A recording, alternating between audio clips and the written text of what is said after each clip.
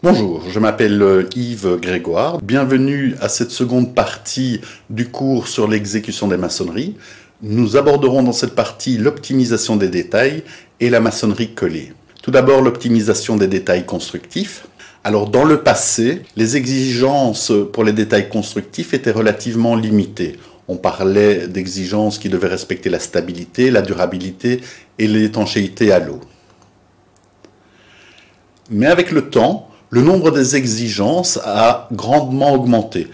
Maintenant, il y a des exigences comme l'étanchéité à l'air, la ventilation, l'accessibilité, l'étanchéité à l'eau, plein d'exigences qui se sont ajoutées. On a publié la NIT 264 sur les détails de référence pour les murs creux, et cette NIT tient compte d'un ensemble d'exigences à respecter, et je vais vous en présenter quelques-unes. Donc nous aborderons le raccord à la fondation, le raccord aux menuiseries, le raccord au toit plat, le raccord aux toitures inclinées, ainsi que le raccord à une maçonnerie portante apparente. Et les exigences envisagées seront l'accessibilité, l'étanchéité à l'eau, la stabilité en particulier. Alors il n'est pas toujours possible de combiner toutes les exigences, et parfois il faudra faire des compromis entre l'une ou l'autre exigence. Abordons tout d'abord le pied de mur, où là les exigences principales sont l'étanchéité à l'eau et l'accessibilité. Afin de garantir l'étanchéité à l'eau, il y a un ensemble de membranes à prévoir dans la conception et la réalisation du mur creux. La première membrane, c'est une membrane d'étanchéité de la partie enterrée de la maçonnerie. Évidemment, cette membrane doit être continue, à bord collé ou soudé, et bien être posée également dans les angles du bâtiment. La seconde membrane, la seconde barrière, c'est la barrière anticapillaire, placée ici à mi-hauteur de plinthe, parfois aussi posée sous le premier bloc, et qui empêche les remontées d'humidité qui pourraient affecter la finition intérieure. La troisième membrane, c'est la membrane de drainage que l'on place dans le creux afin d'évacuer l'eau qui se serait infiltrée dans la coulisse de la paroi. On prévoit dans la maçonnerie de parement, au-dessus de cette membrane, des joints ouverts dans la maçonnerie afin de laisser s'écouler l'eau. Il est important que les joints laissés ouverts soient au-dessus, évidemment, du niveau fini extérieur. Éventuellement, on place une quatrième barrière anticapillaire que vous voyez ici, afin d'éviter les remontées capillaires lorsque la maçonnerie est fortement capillaire ou lorsque la façade est fortement exposée aux pluies. Vous voyez que la première membrane dont on a parlé, la membrane d'étanchéité, lorsque on se situe au droit d'un accès au bâtiment, elle va contourner ici, être posée sous le seuil et remonter derrière le seuil pour garantir l'étanchéité à l'eau.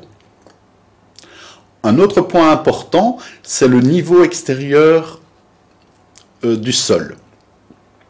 Généralement, il est recommandé que ce niveau soit en dessous du niveau de la dalle en béton.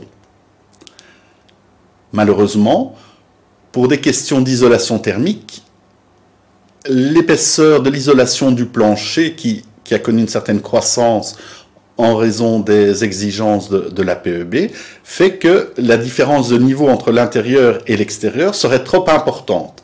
C'est pourquoi on est amené de plus en plus à prévoir le niveau du sol fini plus haut que le fini de la dalle en béton, ce qui accroît le risque d'infiltration d'eau, sachant que la membrane d'étanchéité ici à l'eau ne résiste pas aux pressions d'eau importantes. Et donc, dans le cas d'un sol peu perméable, on devra par exemple prévoir un système de drainage des eaux afin de faciliter l'évacuation. Un autre élément important en termes d'accessibilité, lorsque le niveau extérieur par exemple ne doit pas être inférieur à 2 cm par rapport au niveau intérieur, on peut prévoir un caniveau à l'entrée du bâtiment. Dans tous les cas, on prévoit toujours un sol extérieur avec une pente qui s'écarte de la façade, une pente minimale de 1,5%, quelques illustrations qui illustrent le propos.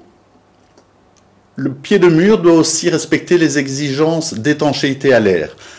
Alors, en partie courante de la maçonnerie, cette étanchéité à l'air est généralement garantie par l'enduit intérieur, mais à la jonction entre le mur et le plancher, on devra prévoir quelque chose pour garantir l'étanchéité à l'air. Différentes possibilités existent, elles sont reprises dans le tableau, ici. Parfois, lorsque les maçonneries sont prévues avec des joints relativement bien remplis, il n'y a pas de nécessité de prévoir un traitement supplémentaire. D'autres solutions ont été développées. Tout d'abord, les produits de raccord étanches à l'air, les produits de raccord sous forme d'étanchéité à l'air appliqué liquide, voire des cimentages. On peut parfois aussi considérer que la membrane d'étanchéité placée côté extérieur peut aider à garantir l'étanchéité à l'air du pied du mur. Les vues 2D ne permettent pas toujours de bien se rendre compte de la réalisation des détails. C'est pourquoi il faut parfois faire appel à des technologies 3D pour voir comment se prolongent les membranes d'étanchéité, par exemple, ou d'autres éléments du détail.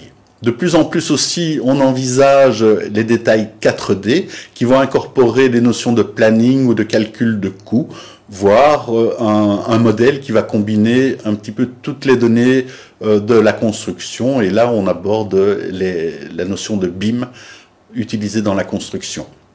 En pied de mur, on devra assurer la continuité de l'isolation thermique. On en a déjà parlé lors de la première partie de ce cours. Il y a 3 possibilités différentes afin d'être en conformité avec les règles de base de la PEB. La première solution est de prévoir une maçonnerie isolante de valeur lambda inférieure ou égale à 0,2 watts par mètre Kelvin, qui fait partie intégrante de la couche d'isolation.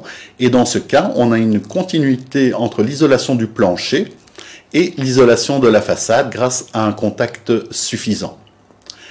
La deuxième solution est l'interposition d'un bloc constructif isolant entre l'isolation du plancher et l'isolation de la façade. Et la troisième possibilité est de prolonger l'isolation de la façade suffisamment en profondeur afin que le chemin de moindre résistance thermique entre l'intérieur et l'extérieur ait une longueur supérieure ou égale à 1 mètre. En cas de terrain en pente, le détail est un peu particulier. Tout d'abord, pour la partie enterrée de la maçonnerie de parement, on va devoir prévoir des blocs résistants à l'humidité, des blocs en béton ordinaire par exemple, l'isolation sous le niveau du sol résistant également à l'humidité, et on prévoit l'étanchéité à l'eau sous forme d'un cuvelage souple en général. Alors, cette étanchéité à l'eau peut être également placée au-dessus de la maçonnerie sous le niveau du sol afin de protéger celle-ci contre l'humidité et autres dégradations. Au niveau de la membrane de drainage, elle devra être placée en escalier en longeant évidemment la pente du terrain. Abordons à présent le raccord avec la menuiserie. Donc la menuiserie peut être placée dans le creux à différents endroits. En termes d'isolation thermique, il est préférable d'aligner la menuiserie sur l'isolation du mur creux. Dans l'illustration ici, vous voyez que la menuiserie a été posée de manière relativement excentrée, ce qui n'est pas le plus favorable en termes thermiques. Eh bien, dans ce cas, on devra assurer la stabilité de la construction, de l'ouvrage, grâce à des pattes de fixation adaptées qui reprennent cette charge excentrée. Voire, on devra prévoir aussi dans la maçonnerie un renfort sous forme d'une poutrelle en béton afin de pouvoir supporter la menuiserie. On peut prévoir aussi des constructions sous forme de caissons qui facilitent la pose de la menuiserie. Dans tous les cas, vous pouvez voir que la membrane de drainage se situe au-dessus de la console qui supporte la maçonnerie de parement. Eh bien, pour éviter que l'eau qui s'infiltre dans le petit bout de maçonnerie ici ne dégrade l'ouvrage, on peut prévoir une membrane supplémentaire d'étanchéité, ici juste au-dessus du cadre, et qui ressort entre le parement et la menuiserie. On finit le joint grâce à un joint souple que l'on devra perforer à différents endroits pour permettre l'évacuation de l'eau. Le même schéma est représenté en section horizontale, comme vous pouvez le voir. Alors évidemment, l'enduit ne peut pas être appliqué directement sur le caisson en bois, et donc on devra mettre une plaque à plafonner entre les deux.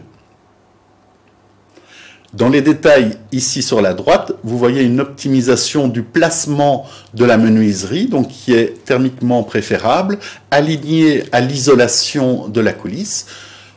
En cas de châssis à coupure thermique, il faudra que l'isolation du creux ponte la coupure thermique du châssis. En plan, vous voyez aussi qu'il y a moyen de trouver des solutions pour éviter que l'enduit ne doive recouvrir le caisson. Ici, par exemple, on a utilisé des embrasements en bois. Dans ce cas-là, il faut évidemment refermer côté extérieur également la coulisse. Ici, on l'a illustré grâce à un retour de la brique de parement. Dans cette illustration, on voit que la fermeture de la coulisse a été réalisée grâce à des profilés métalliques posés en extérieur. Donc l'idée, c'est évidemment d'éviter que l'eau ne s'infiltre dans le creux. Cette vue 3D montre aussi la membrane d'étanchéité que l'on place sous le seuil et qui doit se prolonger de l'ordre de 20 cm de part et d'autre du seuil avec un relevé de l'étanchéité. Cette photo montre a priori une bonne réalisation des détails, quoique on ne voit pas de membrane d'étanchéité et son relevé. Et en fait, avant pose du seuil, si on regarde comment était conçu et réalisé le détail, on voit que le retour de la maçonnerie de parement est en contact direct avec l'isolation, avec des risques d'humidification et de perte des performances thermiques de l'isolation dans la coulisse. Donc l'absence de membrane est un problème dans ce cas-ci. Pour assurer l'écran à l'air ou l'étanchéité à l'air entre menuiserie et gros œuvre, on peut travailler à l'extérieur, comme illustré sur cette figure-ci, à l'aide d'étanchéité collée. On peut considérer aussi que le raccord entre l'enduit intérieur et la menuiserie assure cette étanchéité à l'air. Les raccords doivent aussi tenir compte du comportement acoustique. Lorsque la menuiserie est placée de manière trop excentrée, il y a vraiment un risque de fuite acoustique entre deux habitations mitoyennes, par exemple. Et donc, il est préférable de placer la menuiserie de manière en applique par rapport à la maçonnerie, la maçonnerie intérieure. Sinon, on doit poser des panneaux, par exemple de multiplex, qui sont dédoublés pour augmenter la masse et éviter ces fuites acoustiques. Entre les deux parois du mur mitoyen, on prévoit une isolation souple dans un creux d'environ 4 cm. Et pour limiter le risque de fuite acoustique, on peut prévoir également, entre les deux ouvertures, un isolant souple absorbant, de la laine minérale par exemple. Le mur de parement devra être interrompu également au droit de la jonction entre les deux habitations mitoyennes.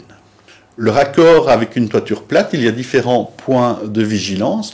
Tout d'abord, l'étanchéité de la toiture plate doit remonter de 15 cm minimum le long de la maçonnerie de parement.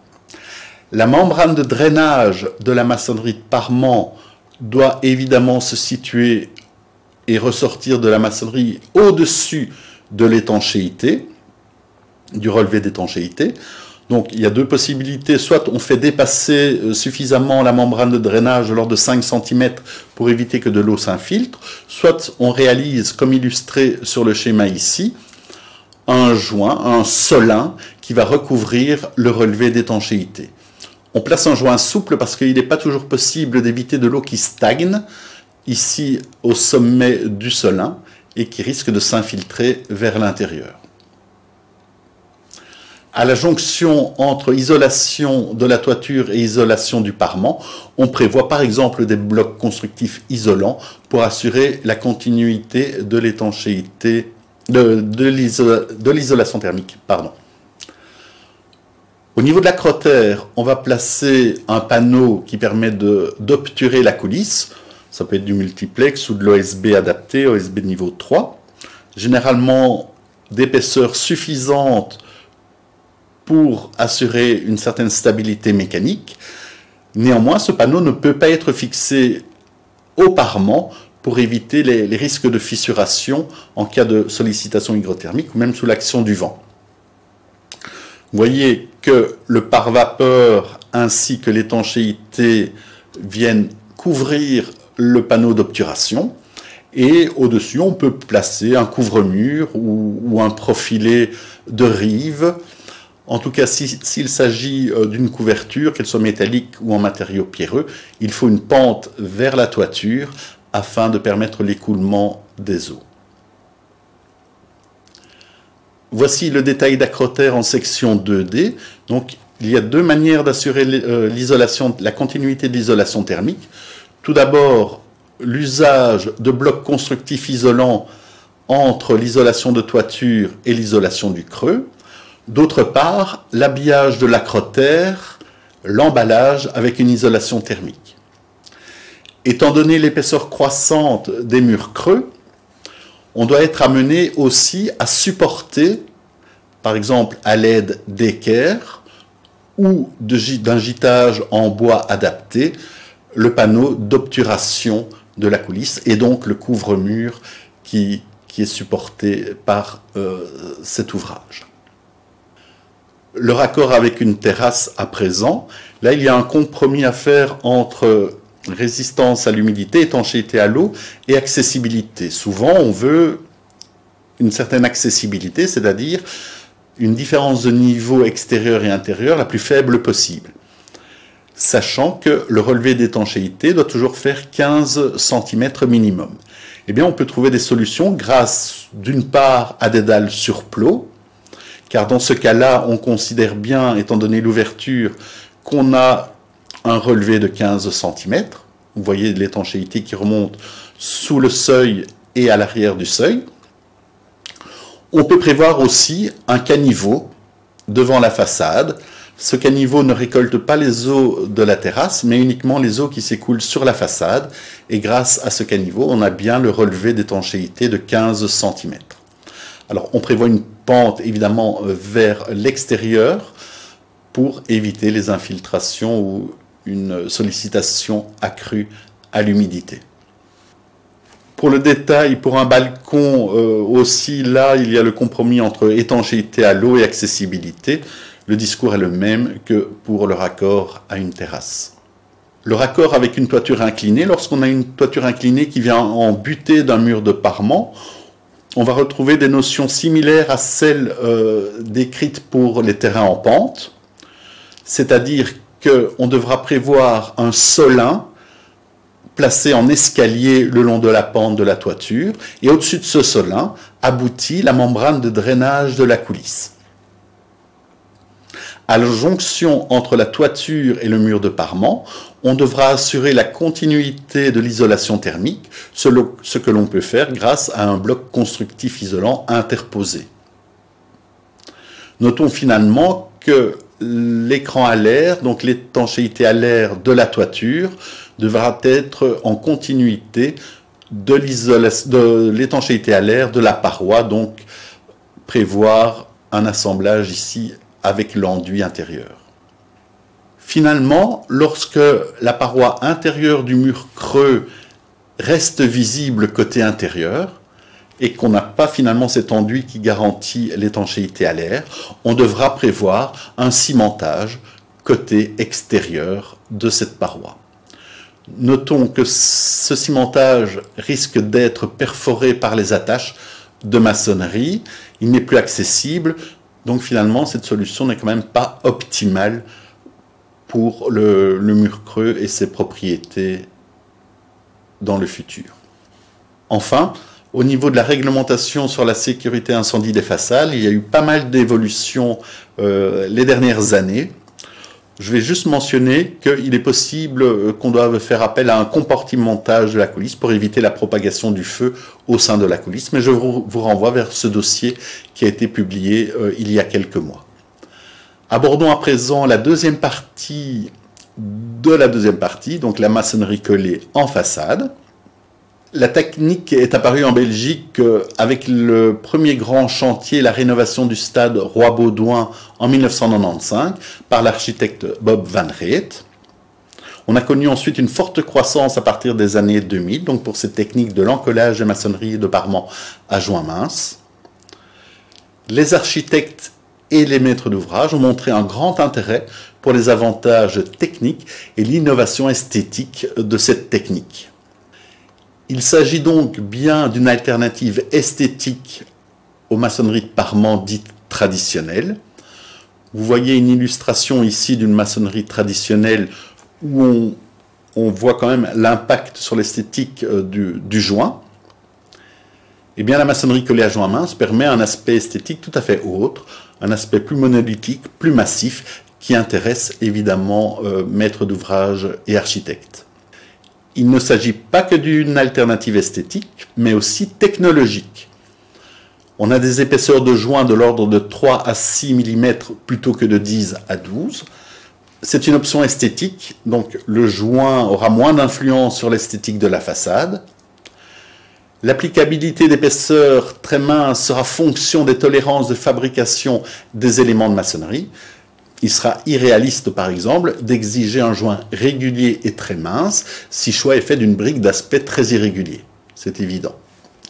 On parle de collage plutôt que de maçonnage car on utilise un mortier-colle. Ce sont des mortiers spécifiquement formulés pour être mis en œuvre dans de telles épaisseurs, pour obtenir une adhérence améliorée et pour atteindre rapidement les caractéristiques mécaniques escomptées. La technique de mise en œuvre évolue également. Il n'y a pas de rejointoiement nécessaire. Le processus d'humidification et de séchage est différent. Et selon l'expérience et les caractéristiques de mortier, qui est moins absorbant, cette solution est moins sensible à l'apparition d'efflorescences. Enfin, il faut savoir quand même que cela occasionne un changement des habitudes du maçon et qu'une formation est nécessaire. Elle est généralement dispensée par les fabricants. Au niveau des techniques de mise en œuvre, l'application type est l'usage d'une pompe et d'un pistolet. Donc vous voyez sur la première illustration l'incorporation de la poudre dans la trémie de la pompe. On vérifie ensuite le bon fonctionnement du pistolet à colle. On pose les cordons de colle, généralement 2 cordons le long de l'assise précédente de maçonnerie. On peut utiliser un chevalet pour l'encollage des boutisses. Et finalement, on peut appliquer l'élément de maçonnerie sur l'ouvrage. L'usage de la pompe et du pistolet est justifié pour les longues assises dépourvues de détails trop complexes. La technique nécessite une organisation spécifique des travaux. Il faut du personnel en suffisance pour assurer la pose dans les limites du temps ouvert du mortier-colle. Les échafaudages devront être de largeur suffisante pour la pompe. Et il faudra prévoir une gestion particulière de la pompe, c'est-à-dire un nettoyage soigneux lors de chaque arrêt et certainement en fin de journée après les travaux. Notons également qu'il y a un risque de dysfonctionnement par temps chaud. Il y a des alternatives à la pose au pistolet, par exemple grâce à l'usage de poches à douille, voire on peut utiliser parfois la truelle habituelle. Donc le choix de la technique de pose peut dépendre de la complexité de la façade et de ses détails, et elle dépendra dans tous les cas des recommandations du fabricant. Concernant le choix du mortier, la norme européenne mentionne 3 types de mortiers, les mortiers d'usage courant G, les mortiers de joint mince ou mortier-colle de type T et les mortiers allégés L. On va faire choix ici d'un mortier de type T qui est défini comme un mortier performantiel dont la dimension maximale des granulats est inférieure ou égale à 2 mm. Il est doté de caractéristiques d'adhérence améliorée. On peut voir dans ce tableau les 4 cas de figure, les 4 possibilités de réalisation d'une maçonnerie de parement. Tout d'abord, lorsqu'on utilise un mortier de type G pour joints de 10 à 12 mm, on va obtenir la maçonnerie dite traditionnelle avec jointoyage. Tant l'épaisseur de joint visible que réalisée sera de l'ordre de 10 à 12 mm et ça donne l'esthétique habituelle d'une maçonnerie de parement. On peut faire usage d'un même type de mortier G pour des joints de 10 à 12, mais en utilisant des éléments de maçonnerie adaptés, à la morphologie adaptée, pour que l'épaisseur visible du joint soit de 4 mm. On parle de maçonnerie traditionnelle à joint mince, sans jointoyage, mais on utilise bien un mortier G d'usage courant. Troisième possibilité, on fait usage d'un mortier de type G, mais spécialement formulé pour des joints de 4 à 8 mm. L'épaisseur visible du joint de mortier sera également de 4 à 8 mm. On n'a pas de performance d'adhérence améliorée. Et on est toujours dans le cas d'une maçonnerie traditionnelle à joint mince, sans jointoyage, avec un mortier d'usage courant. La technique qui nous préoccupe ici, la maçonnerie collée à joint mince, donne une esthétique similaire, mais on utilise des mortiers de type T pour des joints de 3 à 6 mm. C'est l'épaisseur également que l'on observera visuellement. On a des caractéristiques d'adhérence améliorées, et on parle ici bien de maçonnerie collée à joint mince, sans jointoyage.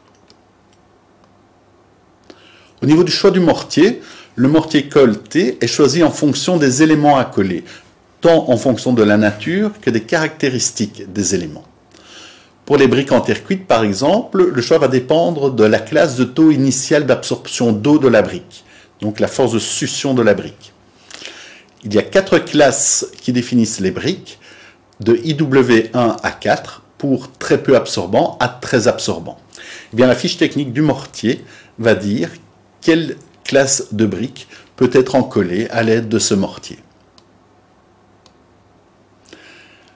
Le mortier doit également être compatible avec la technique de pose. Il faut par exemple éviter d'utiliser des mortiers qui contiennent trop de granulats grossiers qui risquent de bloquer la pompe et le pistolet. Au niveau du choix de l'élément de maçonnerie, la technique est applicable à différents types d'éléments, tant les briques en terre cuite, les briques en béton et les pierres naturelles par exemple.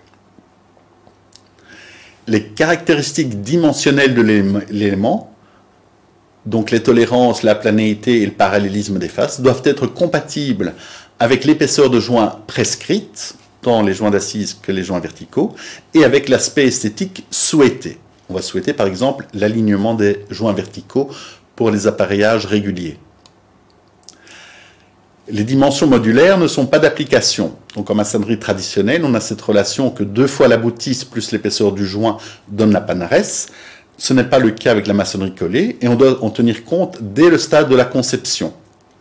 Notons également qu'il y a parfois la nécessité de découper plus de briques pour un appareillage en demi-brique. Lorsque on spécifie une épaisseur de joint nominale, 3 à 6 mm par exemple, ce tableau montre qu'il va falloir accepter qu'il y ait une certaine variation sur cette épaisseur prescrite. Cette variation dépend des écarts de planéité des phases de pose, de la tolérance d'exécution, elle est plus sévère pour les maçonneries à joint mince, donc il y a un soin plus grand à apporter aux travaux, et elle dépend aussi de la dispersion maximale recommandée des dimensions de l'élément de maçonnerie. Pour les briques en terre cuite, par exemple, on définit les classes de dispersion conformément à la norme. Donc on va définir les écarts maximaux sur la longueur et sur la hauteur. Et on va définir donc une classe R1, la moins stricte, R1+, R2, R2+. Et bien pour les joints minces, on va recommander l'usage d'un élément de maçonnerie aux tolérances plus strictes, c'est-à-dire une classe R2.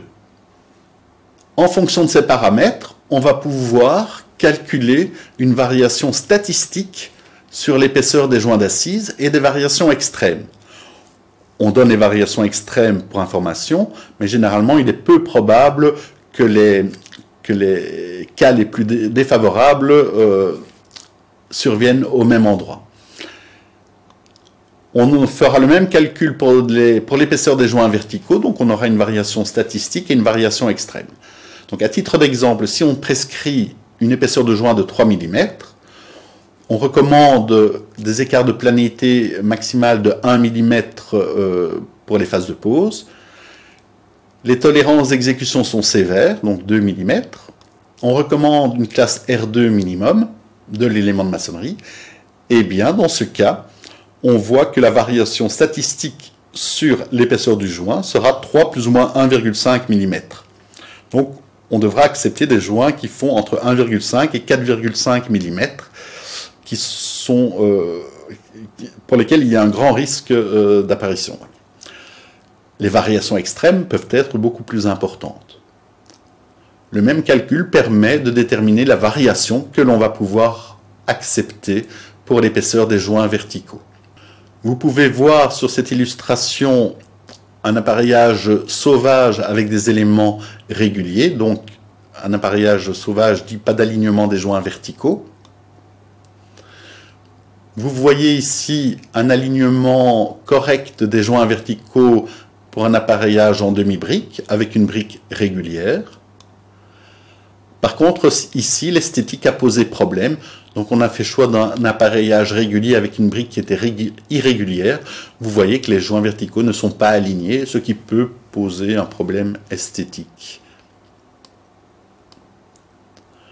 En termes d'appareillage, donc si les éléments ont des tolérances moins strictes, une brique R1 par exemple, les appareillages réguliers sont déconseillés si les joints sont ouverts, car leur largeur dépassera 6 mm, ce qui est défavorable à l'étanchéité à la pluie.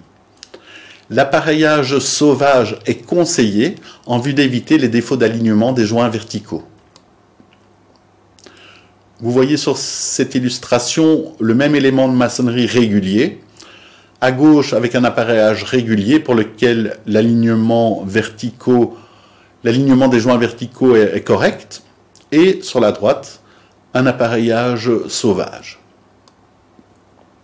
Il est important d'adapter l'épaisseur des joints de manière à pouvoir compenser les écarts dimensionnels des briques. En pratique, on utilise parfois des petits inserts en plastique pour assurer la constance de l'épaisseur du joint vertical. Le problème, c'est que si l'écart sur la longueur des briques, s'il y a un écart sur la longueur des briques, cela aura des conséquences sur l'alignement des joints verticaux. Les joints verticaux ouverts sont parfois prescrits et dans ce cas, on doit considérer une plus grande quantité d'eau dans la coulisse. Le renforcement, voilà le renforcement du rôle de la membrane de drainage que l'on pose dans le mur creux. Pour éviter les infiltrations dans la paroi intérieure, on devra veiller au point suivant. Tout d'abord, assurer l'étanchéité à l'air de cette paroi. Le remplissage complet de la coulisse sans lame d'air est à proscrire. La largeur nominale des joints sera celle prescrite, entre 3 et 6 mm.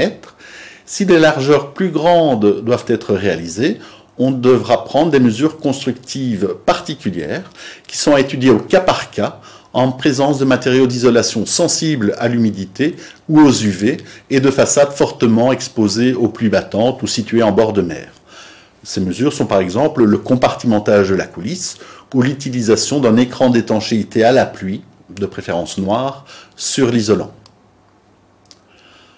Petite remarque, que lorsque la couche d'isolation sous-jacente est visible à travers le joint ouvert, un écran noir supplémentaire d'étanchéité à la pluie ou un matériau d'isolation déjà doté d'un revêtement noir est recommandé pour des raisons esthétiques. Concernant l'exécution, on devra respecter les temps de mélange, de maturation, la durée de vie du mélange et le temps ouvert du mortier-colle. Le temps ouvert, qui n'est que de quelques minutes, doit encore être réduit par temps chaud. Donc il y a une grande rapidité d'exécution qui est nécessaire. Les cordons de mortier-colle sont appliqués de telle manière que le mortier soit en retrait d'environ 1 cm par rapport au plan de la façade, qu'il couvre les éventuelles perforations de l'élément de maçonnerie afin d'éviter les dégâts de gel en cas de stagnation d'eau dans les perforations.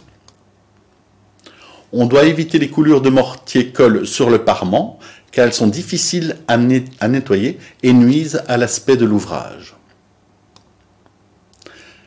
Enfin, les accessoires doivent être compatibles avec l'épaisseur réduite du joint. Par exemple, la partie des attaches ancrées dans le mortier doit être suffisamment mince. Pour la détermination des dimensions modulaires, on peut mesurer la longueur et la hauteur cumulée de 10 éléments de maçonnerie. On divise la valeur obtenue par le nombre d'éléments et on ajoute l'épaisseur de joint choisie. On répète l'exercice plusieurs fois pour avoir une moyenne et l'assise ainsi déterminée pourra servir d'unité de mesure pour contrôler l'alignement de la maçonnerie. On peut confectionner un muret d'essai pour vérifier la compatibilité avec l'aspect souhaité, mais généralement une maquette est trop réduite pour évaluer les variations d'épaisseur dans les joints.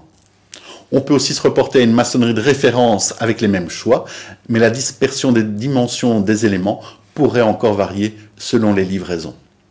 Au niveau des tolérances, elles sont similaires à la maçonnerie traditionnelle. Le seul changement, c'est que pour l'épaisseur nominale E du joint, étant donné qu'on a des joints minces d'épaisseur inférieure à 6 mm, on a un écart maximal admissible plus sévère, plus ou moins 1 mm, donc une tolérance de 2 mm.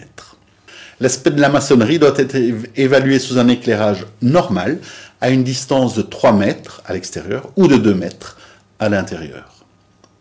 Les informations délivrées dans ce cours sont issues des différents documents de référence que nous avons publiés. Tout d'abord, la unité 208 sur le jointoiement des maçonneries.